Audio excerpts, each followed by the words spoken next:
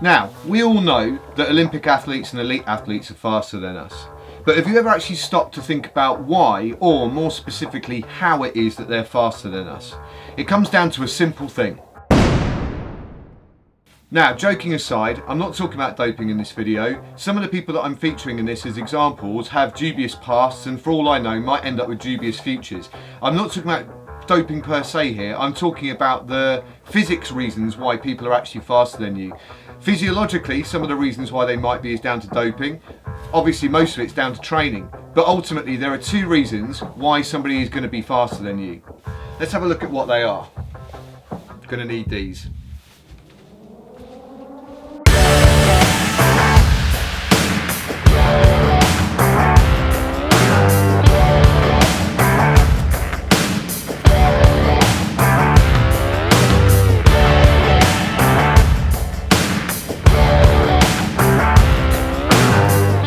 The reason he's faster than you is because if you travel from that far orange cone to the second cone, you'd be running at about 3:45 per kilometre. So that's a decent time for an age grouper.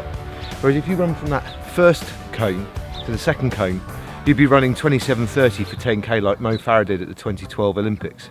So that's obviously a significant difference in stride length. For an age grouper running 3:45 per kilometre for a 3k time trial, they're travelling 2.97 metres per stride, so from one right foot to the next right foot, for example. Whereas Mo Farrah in the 2012 Olympics with the 10,000 metre race, he was travelling 4 metres and 7 centimetres per stride.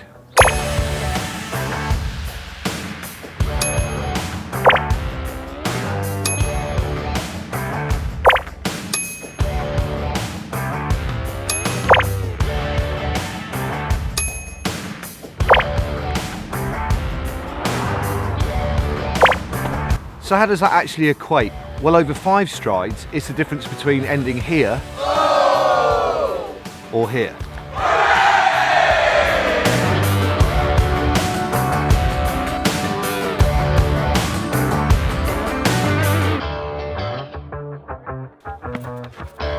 So we know Mo Farah's taking longer strides than even a decent age grouper, but how about the frequency or the cadence of those strides? Well, as a jobbing professional musician, of course I think I've got 6 metronomes on my phone.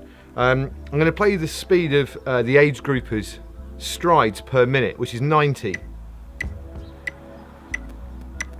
So that's every time a right foot or a left foot is hitting the ground. Right, left, right, left, right, left, right, left, right, left, right, left. And if we look at Mo Farah's cadence compared to this,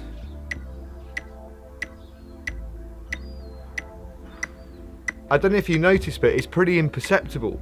It's only 2 beats per minute or 2 strides per minute quicker than an age grouper. So if you think about the logic of that, it's 2 strides per minute more than the age grouper, which is 8 meters, just in terms of the fact that he's taking 2 strides per minute more.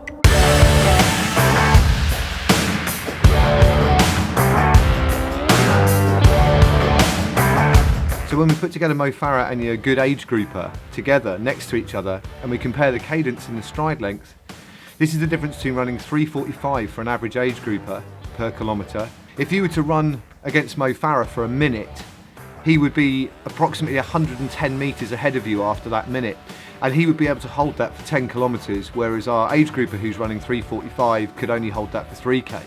So it's stride length and cadence that make us go quicker. And that's not just for running, it's the same for swimming and it's the same for cycling.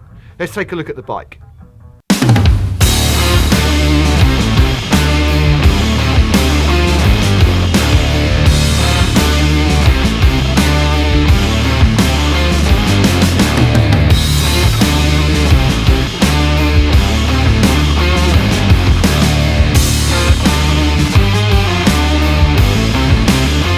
Now it was whilst time trialling, whilst riding my bike, that I actually started to realise that there was a difference between cadence and the power that you were putting into the pedals. Often when I'm time trialling, I tend to find that I fatigue a little bit, cardiorespiratory, and then I tend to slip into a harder gear and grind out a little bit more of a gear until I start getting into some muscular fatigue, and then I tend to switch back. Now probably those variations are very, very small. but they just give me a bit of respite on those two systems. So let's have a quick look at the 2005 Tour de France time trial, where the controversial Lance Armstrong caught the German Jan Ullrich in the time trial. So you can see Lance is in blue, Jan Ullrich's in pink and Team Telecom colours, and you can see that obviously Lance is about to catch Jan Ullrich here, but in a second when they're almost side by side you get a chance to see the difference in cadence. Now Lance is pedalling with a much higher cadence, over 100, and Jan Ullrich's nearer 90. In a sec you'll get a little bit of a slow-mo. Here we go from the side and you'll see the difference in leg speed just here.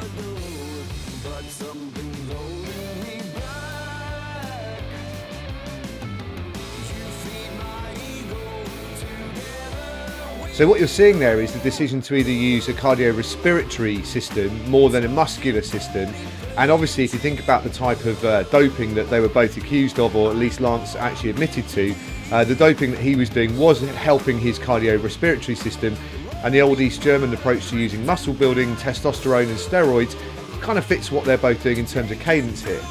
So I'm going to link below to Lantern Rouge channel on YouTube, where a guy's done a huge amount of Strava detective work looking at certain riders, particularly Team Ineos riders, to see what kind of training they're doing. He uncovered some incredible training from Mikhail Kwiatkowski, who is an incredible climber, a great domestique, a really good time trialist, and it shows really high and really low cadence work. And the most ridiculous ride I saw was he did over 2 hours and 10 minutes at the start of a ride at 52 cadence. And why would Kwiatkowski do one big long strengthy?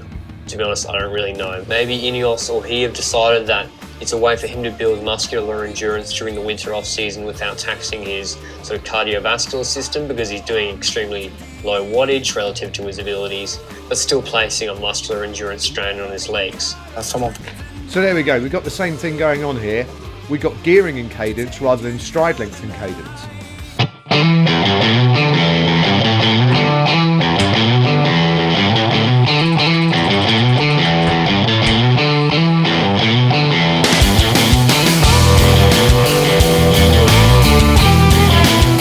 The cadence and power through the pedals is so important that it was a focus of Tim Kerrison and Bradley Wiggins in 2012 when he won the Tour de France and the Olympic time trial. They slowed Wiggins' cadence down to put more power through the pedals. In fact, at the critical moment, only 75 metres from the line in the time trial when Wiggins won the Tour, Sean Yates is seen in the team car, still reminding Wiggins about his cadence.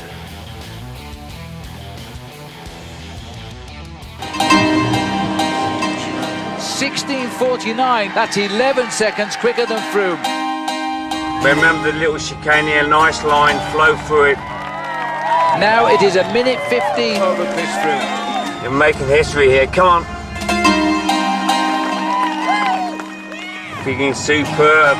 You've got 75 metres of flat and you're over the line. Come on, cadence, cadence, cadence. It's a winning ride to win the Tour de France as Bradley Wiggins licks his lips in anticipation and punches the sky. Look at that.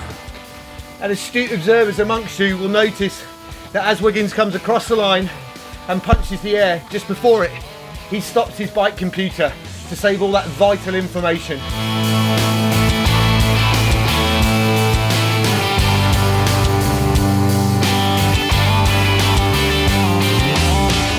So to ride at the required 245 watts in the big cog at the back, I'm going to have to bring my cadence right up.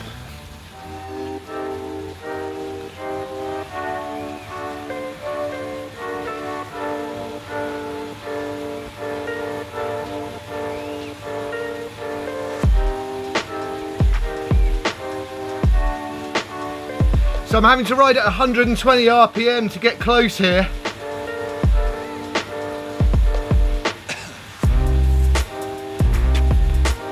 Whereas if I drop down to the small ring at the back, once it settles down,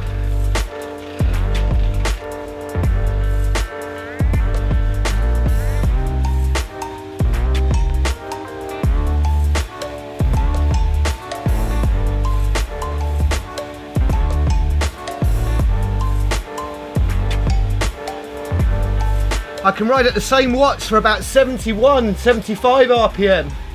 Of course, riding at 120 RPM taxes a completely different energy system to riding at 70 RPM. And research has shown that self-selected cadence is usually the most efficient for the rider's energy system, but of course training's supposed to change that. So it's worth considering the cadence and the power you're putting through the pedals. I'm going to need a bath.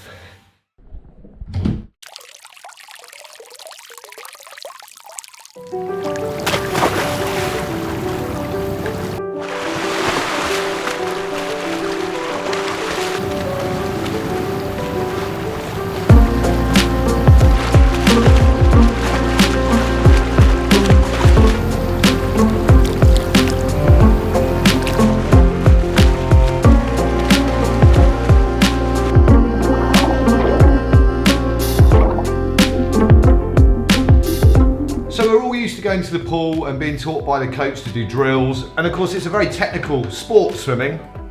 Here's your fins, here's your paddles, you've got your pool boy here. The point is that we know it's a technical sport, but we sometimes maybe don't think so much about what it is we're trying to do. And again, it's no different to trying to take longer strokes, travelling further per stroke and keeping that cadence up so that it's at a decent tempo. Let's watch a quick video of Sun Yang, again at the 2012 Olympics in the 1500 metre final. He breaks his own world record despite actually having a false start at the beginning because somebody in the crowd made a noise. Let's watch this. It's only just under 4 minutes from the start here. And what we're going to do is we're going to take a marker from one of the lane ropes and see how many strokes Sun Yang takes from that marker to the wall, and then look at who's in second place and see how many strokes they take. So we're going to watch Sun Yang, who's in first place here. So here's our marker. 1, 2, 3, 4, 5, 6, 7, 8, 9, and then turn. If we go back to the same spot and look at this second place swimmer here, who's in lane 7, and count his strokes from the same spot. 1, 2, 3, 4, 5, 6, 7, 8, 9, 10. Turn. So we can see quite simply from that he's covering much more distance per stroke than the second place swimmer. And therein lies the challenge with swimming. We've got to travel further per stroke and get our technique so that we're moving through this plane of water, but we've got to keep our cadence up. It's exactly the same as riding a bike or running. Okay, so before I get into a bit of a summary and a conclusion, I hope you liked the video. It's taken me about 2.5 days to make, and I've really enjoyed the process. I'm going to be making videos like this during the week, every week, along with my Monday vlog, but I won't be making them quite in as much detail. I've put too much time and effort into this one, but it's an important one for me to make. If you've enjoyed the video that I've made, then please consider subscribing. There's a subscribe button down here and a notifications bell, so every time I make a video, that will get sent direct to you. I also really appreciate you hitting the like button and also making a comment. I really want to interact more with you guys, learn more about your racing and those kind of things that you're doing, your training, your interests, your goals and your ambitions, because what I love most about being on YouTube is the fact that we can share this community. So why have I spent the last 2.5 days of my life making this video? Well, because it's an important one for me to make. I find as a coach and as an athlete that there's a disconnect between the way that we race and our mindset and the way that we train in our mindset. When we race, we want to go as fast and as hard as we can. We want to beat the person that's in front of us, or we want to total our PB from last time. But when we're in training, we get stuck in this rut of doing pull drills and arm entry drills when we're swimming and all these kind of things with our fins and our paddles and our pull buoys and all those kind of things on. And when we're running, we do our hill reps and we do our intervals. And when we're on our bike, quite often we just go and do a social long ride or an endurance ride, or maybe we do some hill reps as well. But actually there's a disconnect between the way we race sometimes and the fact that we get stuck in this rut of training that we know we're supposed to do because we've read about it or we've been coached to do it. But what's in the middle is what it is that we're trying to improve in our training when we get to racing, and that's trying to get faster. And the way that we do that ultimately when we're running is we want to develop our stride length so that our cadence is high enough.